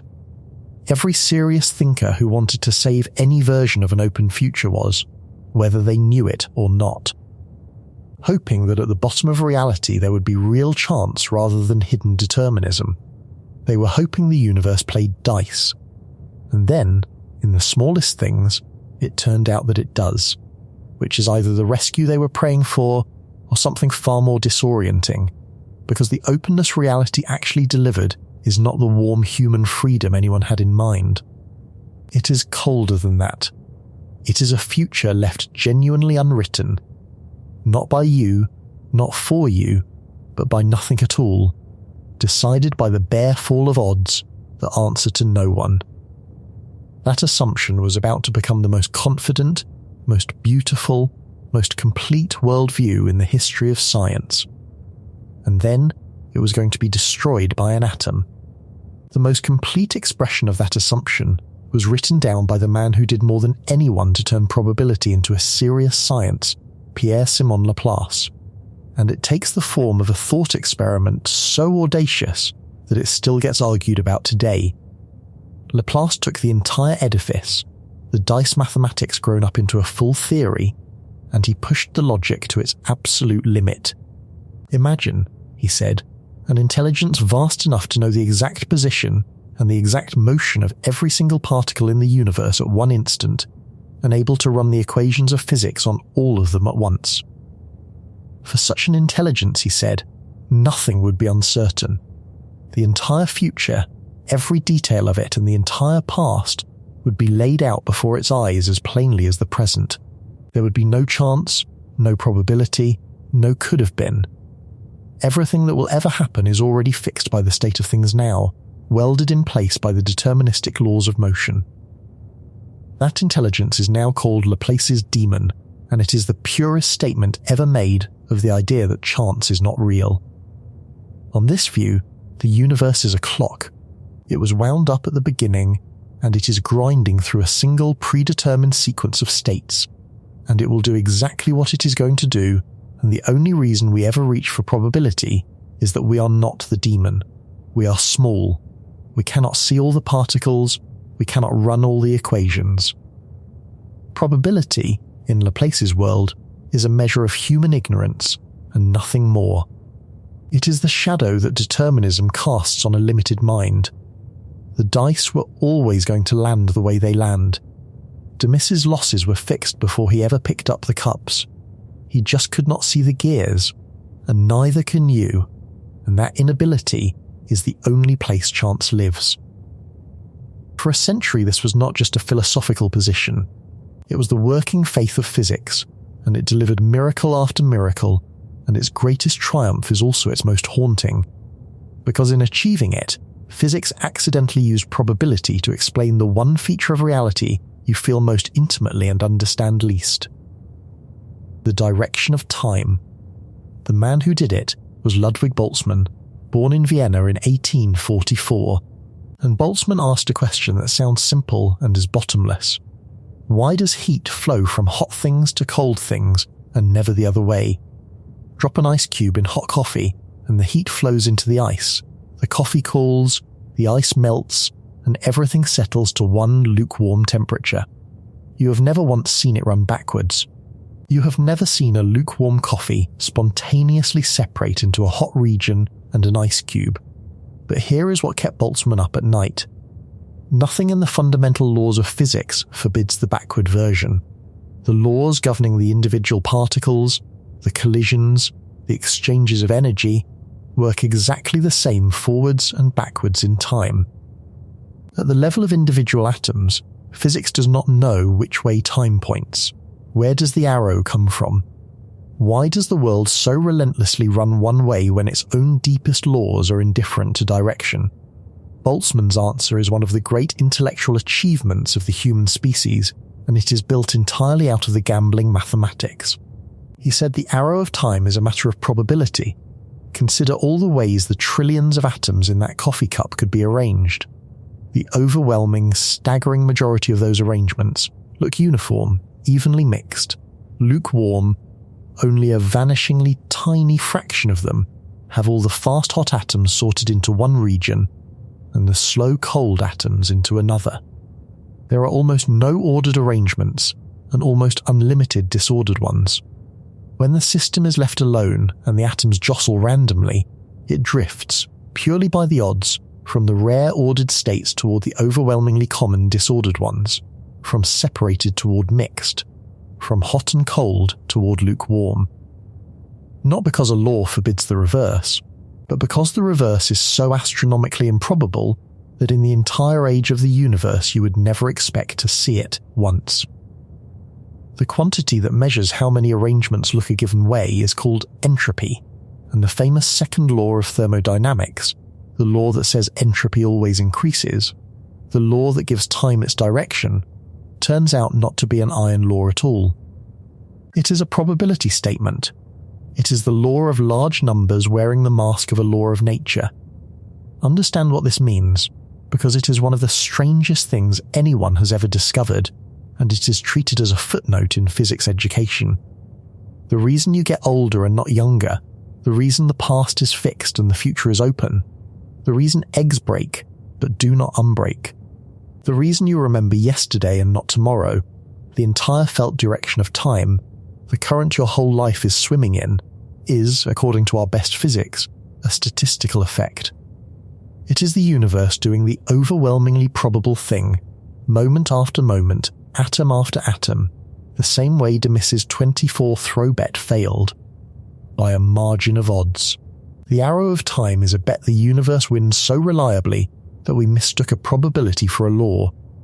Every second of your experience of time passing is Pascal's expectation, computed over unimaginable numbers of particles, coming out the way the numbers say it must. And still, notice, this changes nothing about the central assumption. Boltzmann's arrow of time is statistical, but the statistics are still about our ignorance. Each individual atom is still, in Laplace's sense, following deterministic laws. If you were the demon and could track every particle, you would not need probability at all. You would see the whole thing as clockwork, and the arrow of time would dissolve into a fact about which particular clockwork configuration the universe happened to start in. Boltzmann's chance is still epistemic. It is still the shadow of ignorance. It is the most beautiful and most profound use of probability as ignorance ever constructed, and it is still, fundamentally, about the gap between what a small mind can track and what the clockwork is really doing underneath. Which makes what happened to Boltzmann himself one of the cruelest ironies in the history of science, and I have to tell you about it, because it is exactly the pattern that keeps recurring in this story. Boltzmann built this entire structure on the assumption that atoms are real. That matter is made of discrete particles, and there was an entrenched faction of physicists and philosophers at the end of the 19th century who did not believe atoms were real. They regarded atoms as a convenient fiction, a bookkeeping device, and they attacked Boltzmann for building physics on the reality of things nobody had ever seen. The attacks were sustained, and they were personal, and they came from serious, influential figures. Boltzmann fought them for years. He was, by temperament, prone to depression, subject to violent swings of mood, and the long war over whether the atoms he had staked his life's work on even existed wore him down. In the summer of 1906, on holiday with his family near Trieste, while his wife and daughter were out swimming, Ludwig Boltzmann hanged himself. He was 62, and within a few years, he was proven right. Einstein had already, in 1905, worked out the mathematics of how tiny suspended particles jiggle when bombarded by invisible atoms, the phenomenon called Brownian motion. And experiments by Jean Perron over the following years confirmed it beyond any reasonable doubt. The atoms were real. Boltzmann had been right the entire time. The foundation of his life's work was solid. He had killed himself in the last years before the vindication arrived, one of the last men to doubt what he had spent his life proving, and he died still under attack. Still defending the reality of the particles whose statistics explain why time flows. The man who taught us that the arrow of time points toward the probable did not live to see his own probable vindication arrive. It arrived a few years too late, the way Cardano's book arrived 9 years too late, the way Fermat's proofs waited 3 centuries. There is a pattern here, and the pattern has nothing to do with the quality of the physics. That was where things stood at the dawn of the 20th century. Probability had conquered everything. It priced your death, it governed your populations, it explained the direction of time itself, and it did all of this while remaining, in its own self-understanding, a humble thing, a confession of ignorance, a tool that a sufficiently vast mind would never need. The universe was still a clock. Chance was still just what the clock looked like to creatures who could not read all its gears. Laplace's demon still stood at the end of every equation, patient, all-seeing, holding the fixed future in its hands. And then physicists went down into the atom, all the way down to the smallest things there are, expecting to find the final gears of the clock, and the gears were not there. What they found instead was the thing that everyone from Pascal to Laplace to Boltzmann had assumed could not exist. They found chance with nothing underneath it. Here is the promise I am making you, so that you feel it coming the way I felt it coming when I first understood it.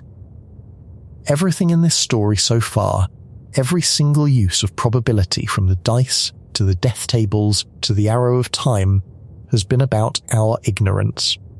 The chance was always ours, never the world's. Underneath every probability there was assumed to be a fact, a definite state of affairs we simply could not see.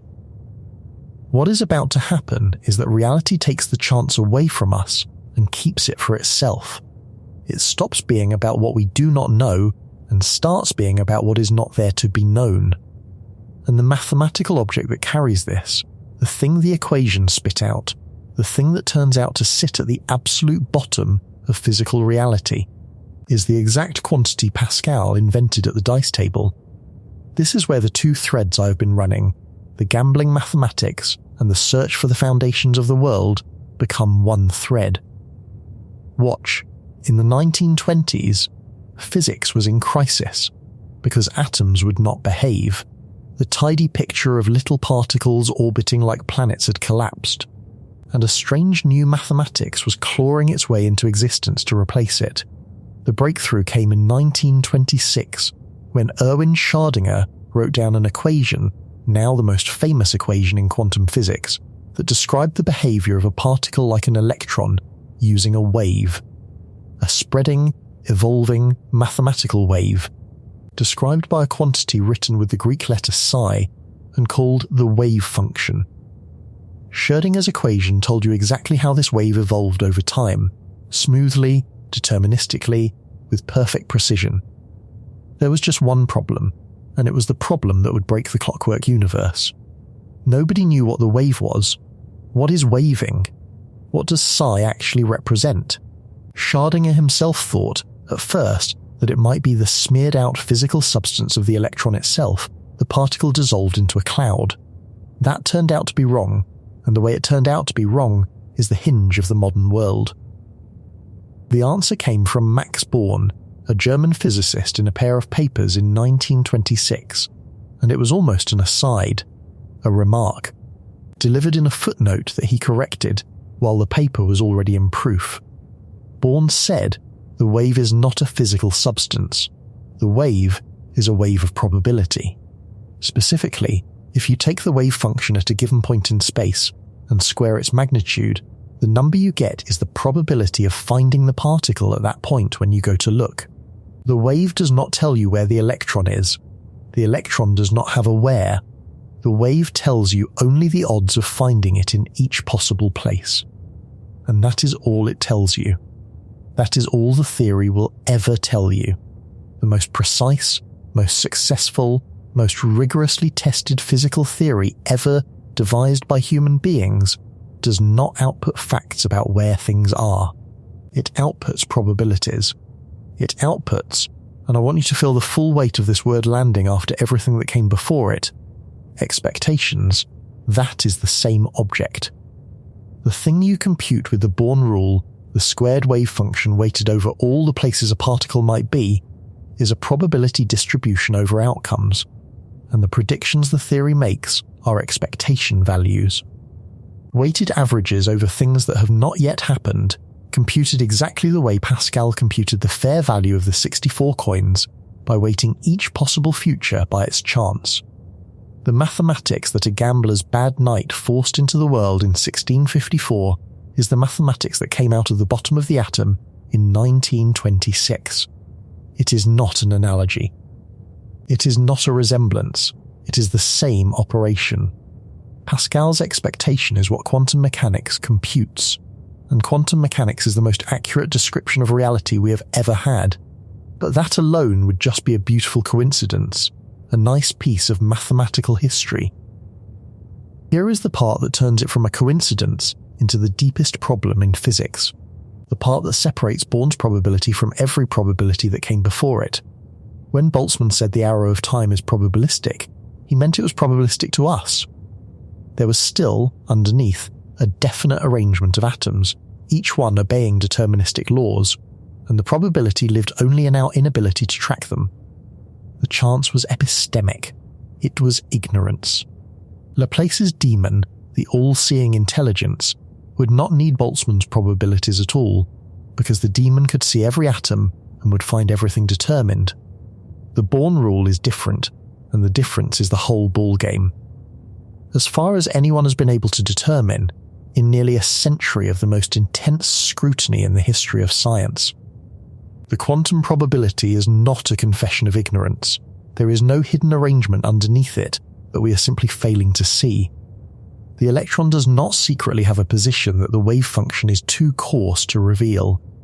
Experiment after experiment, culminating in tests so precise and so airtight that every loophole has been methodically sealed, has shown that there is no set of hidden facts sitting underneath the quantum probabilities determining the outcomes in advance. The chance appears to go all the way down. It is not the shadow of a fact we cannot see. It appears to be the bottom. Laplace's demon, presented with a single electron and asked where it will be found, would be reduced to exactly the same thing you are reduced to. Exactly the same thing de Mist was reduced to at the table. It could compute the odds. It could not know the outcome. Not because it lacks information. Because there is no further information to lack. The universe, at its foundation, does not appear to contain the answer until the question is asked. That is the thing everyone from Pascal to Laplace to Boltzmann assumed could not exist. Chance that is not about us. Probability that belongs to reality itself. An expected value that is not a description of our ignorance, but a description of the world. The gambler's math turned out not to be a tool we invented to cope with a deterministic universe we were too small to predict. It turned out to be the native language of the universe. The thing reality is actually made of at the level below which there is no further level. We did not invent probability to describe our ignorance of a certain world. We discovered, 3 centuries later, that we had accidentally written down the grammar of an uncertain one. The greatest physicist of the age could not accept it. And the way he could not accept it gave us the single most famous sentence ever spoken about probability, and almost nobody who quotes it knows that it was a cry of grief. On the 4th of December, 1926, Albert Einstein wrote a letter to Max Born, the very man who had just discovered the probability rule. And in that letter, Einstein said that quantum mechanics was certainly impressive, that the theory delivered a great deal, but that an inner voice told him it was not yet the real thing. And then he wrote the line. He wrote that the theory says a lot, but does not really bring us any closer to the secret of the old one, his private name for God or nature, and that he was, at all events, convinced that he does not play dice. That is where it comes from. God does not play dice. It was not a slogan. It was Einstein, staring at Born's discovery, refusing to believe that the universe he had spent his life uncovering could have chance at its foundation. He was certain there had to be something underneath, some hidden layer of definite facts, some deeper determinism that would restore the clockwork and make the probability go away, make it merely epistemic again, make it ignorance rather than reality. He spent the last 30 years of his life looking for that deeper layer, and he did not find it, and the reason he did not find it is that the experiments that could test whether it exists eventually got done, decades after his death, and they came back against him. Because this is the part where it stops being an argument between two brilliant men and becomes a matter of settled experimental fact. The question of whether there is a hidden layer of definite facts underneath the quantum probabilities is not just philosophy. A physicist named John Bell found a way in the 1960s to turn it into a concrete, testable prediction. He showed that any theory with a certain natural kind of hidden layer, a layer of predetermined local facts that would restore Einstein's clockwork and make the chance mere ignorance, must obey a specific mathematical limit on how strongly separated particles can be correlated. And quantum mechanics predicts that limit gets violated, which means you could actually go into a laboratory and ask reality which one is true. Are there hidden predetermined facts, in which case the correlations stay under Bell's limit, or is the chance genuinely fundamental, in which case the limit gets shattered? They ran the experiment. They ran it again and again for 50 years, sealing off every loophole, every escape route by which the old deterministic picture might sneak back in, until the tests were airtight and the work was honoured with a Nobel Prize in Physics in 2022. The verdict has been the same every single time. The limit is violated. There is no local layer of hidden facts. Einstein's deeper determinism, the thing that would have made the dice into mere ignorance, is not there. Reality checked, and reality does not have the hidden answer in its pocket. I have to be honest with you about exactly what this does and does not prove, because this is precisely the point where lesser tellings of this story overreach, and the truth is stranger than the overreach. What the experiments rule out is a particular comfortable kind of hidden determinism, the local kind, the kind where every particle quietly carries its predetermined outcome with it. What physicists have not done, what they may never do, is agree on what quantum mechanics actually means. There are serious, mathematically consistent interpretations that try to restore some form of determinism. One of them, the pilot wave picture that traces back to de Broglie's bomb, keeps the particles having definite positions all along, but only by making the world violently non-local, so that what happens here depends instantly on the arrangement of things arbitrarily far away, and the price of restoring the definite fact is a universe wired together faster than light. Another, the many worlds picture, keeps the deterministic evolution of the wave function perfectly intact, but only by saying that every possible outcome actually happens, each in its own branch of a constantly splitting reality, so that the probability is no longer about which outcome occurs, since they all occur, but about which branch the version of you asking the question will find itself in. These pictures disagree with each other about almost everything.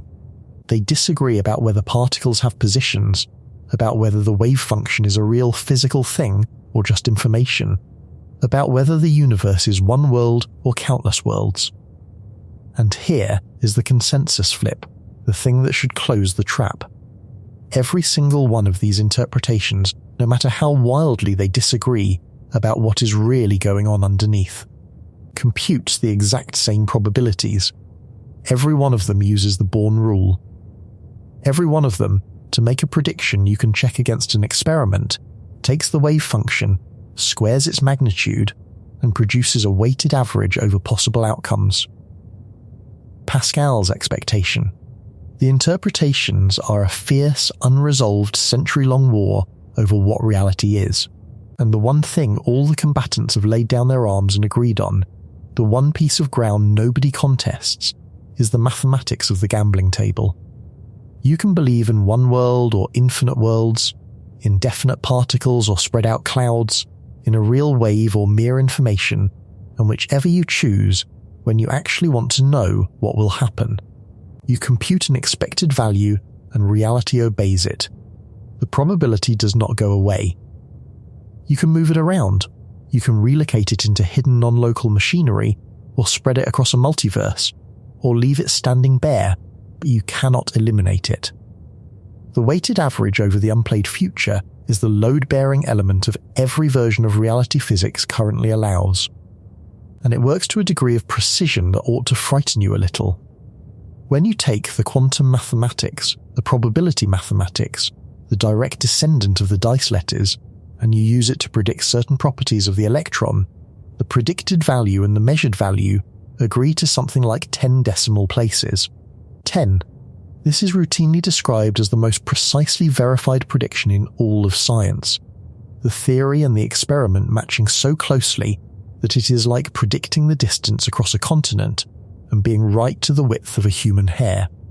And that prediction, that absurdly, miraculously accurate prediction, is at its core a probability calculation. It is expectation. It is the same operation Pascal ran on 64 coins, scaled down to the electron and run through the machinery of the wave function, and it is the most accurate contact human beings have ever made with the underlying structure of reality. We are never more right about the universe than when we are computing the odds. The gambler's mathematics is not our least reliable tool. It is our most reliable one. It is the sharpest instrument we own, and it points at a foundation made of chance. I want to bring this all the way home now, into your own body, because it is easy to hear all of this as a story about electrons in a laboratory, something remote and small and safely quarantined from your actual life. It is not remote. You are made of this. You are, at this moment, a structure held together by the mathematics of the gambling table, and I mean that as literally as it is possible to mean anything. Consider the chair you are sitting in, or the floor under your feet, the simple brute fact that solid things are solid, that you do not fall through them. That solidity is not what you think it is. An atom is almost entirely empty space.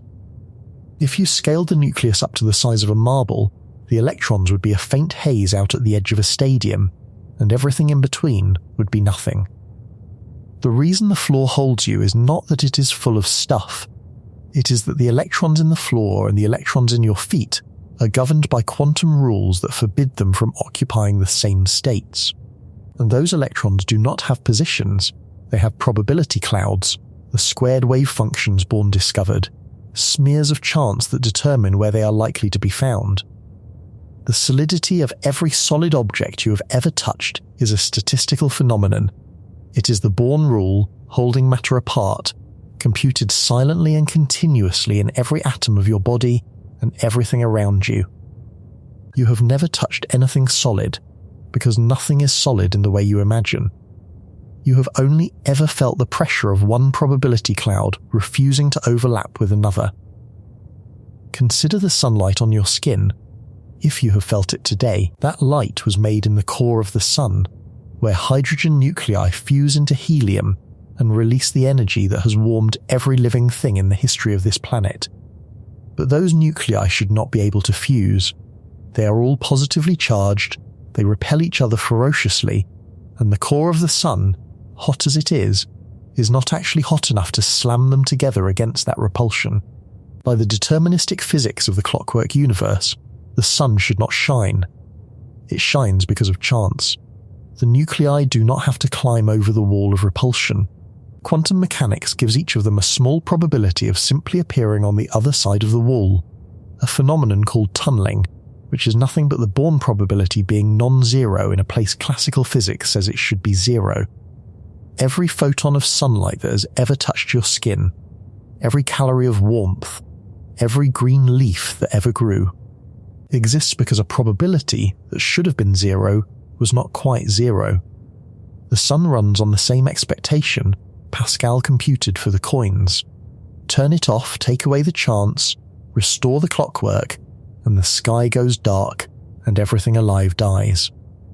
Your existence is downstream of a bet that the universe wins, particle by particle, every second, in the heart of a star. Consider, if you want the purest example there is, a single radioactive atom. It sits in the smoke detector on your ceiling, a tiny speck of americium, and at some unpredictable moment it will decay, spit out a particle, and it does this on a schedule that is, as far as every experiment ever performed can tell, governed by nothing. There is no internal clock ticking down inside the atom. There is no hidden mechanism that, if you could only see it, would tell you the exact instant of decay. Two identical atoms, made at the same moment in the same way, in the same place, will decay at wildly different times, and there is no fact anywhere in the universe, not hidden, not lost, not too small to see, that determines which of them goes first. The atom does not know when it will decay. Nothing knows, because there is nothing there to know. All that exists is the probability, the half-life, the expected rate of decay over time, the same kind of number Pascal computed, and it is not describing our ignorance of the atom. It is describing the atom. The smoke detector that may one day wake you before the fire reaches you works by counting these irreducibly random events, by trusting that a lump of matter with no internal clock will nonetheless decay at a statistically steady rate, because the law of large numbers holds even when every single underlying event is pure unpredictable chance. Bernoulli's theorem, born from dice, keeping you alive by taming the raw randomness of the atom into a reliable average. There is a smoke detector on your ceiling running on the exact mathematics de Mist lost his money to, and it is more honest about the nature of reality than 3 centuries of physics dared to be. And consider the thought you are having right now, whatever it is, including whatever skepticism you feel toward what I am telling you. That thought is a pattern of ions moving across the membranes of your neurons, and those ions move through channels, and at the smallest scale the behavior of everything involved is quantum, is probabilistic, is born. I am not going to tell you that this proves anything mystical about consciousness, because it does not, and this story has no room for that kind of easy comfort. But I will tell you this: the universe that is doing your thinking for you, the physical substrate that is you, does not run on certainties. It runs on odds. At the very bottom of the process that is generating your sense that you are a solid, continuous, definite person having a definite experience, there is no definiteness at all. There is a wave function, and the squared magnitude of that wave function, and a weighted average over outcomes that have not resolved. You feel certain that you exist, in this exact way, at this exact moment. That certainty is built, all the way down, out of the mathematics of not being certain. Let me take you back to the table. It is the year 1654, and there is a man in Paris losing money he does not understand losing, cursing the dice, convinced that arithmetic itself has betrayed him. He thinks he has found a bookkeeping error. He has not found a bookkeeping error. He has found the first loose thread of the deepest fact about reality that human beings have ever uncovered. The fact that the world, at its foundation, does not deal in certainties, that the future is genuinely not yet written, that even a mind that could see every particle in existence would still, when it looked at the smallest things, be reduced to computing the odds. De Mist felt the universe cheating him at the dice table. He was more right than he could ever have known. The universe was not cheating him. The universe was showing him, in the only language he would ever be equipped to read, the language of money lost at a game, that it plays dice, that it has always played dice, that the dice are not a metaphor for our ignorance, but the literal machinery of what is. And there is a man carrying a piece of paper sewn into his coat, a man who solved de Mist's problem, and then, within weeks, walked away from mathematics toward a fire he could not explain, and who spent the rest of his short and painful life carrying the record of that fire against his own ribs. Blaise Pascal took the tool he had built, the mathematics of the wager, and he pointed it at the largest uncertainty a human being can face, the question of God, and he made his bet. He weighed a finite loss against an infinite gain and concluded that the rational wager was faith. He thought he was doing something entirely separate from the dice, something higher, something that left the gambling table behind. He was not. He was using the same mathematics. He had simply intuited, without any way of knowing it, the thing that would take 3 more centuries to confirm. That the wager is not a metaphor either, that existence itself is structured like a bet. That underneath the question of God, and underneath the question of the dice, and underneath the solidity of the floor and the shining of the sun and the thought in your head, there is one single operation running, the weighing of what might be against the chance that it will be, and that this operation is not something we do to the world, it is something the world does. It is the closest thing to a foundation that anyone has ever found. And it is made of chance, and Pascal held it in his hands and pointed it at heaven and never knew he was holding a piece of the floor of reality. The central question of this whole story was whether probability is a fact about the world or a fact about our ignorance. For 300 years the answer seemed obvious, and the obvious answer was ignorance. Chance was the shadow of our smallness. A big enough mind would not need it. That was the safe answer, the comfortable answer, the answer that let the universe stay a clock, and the best evidence we have, the most precise measurements ever made, the most airtight experiments ever run, points the other way. The chance is not ours, it belongs to reality. The universe did not decide where the electron is and hide the answer from us. The universe has not decided. The wager is still open. It is open right now, in every atom of you, and it is being settled, moment by moment, not by a gambler, not by a demon, not by anyone at all, but by nothing, by the bare rolling of odds with no hand behind the dice. Pascal bet on a god who does not play dice.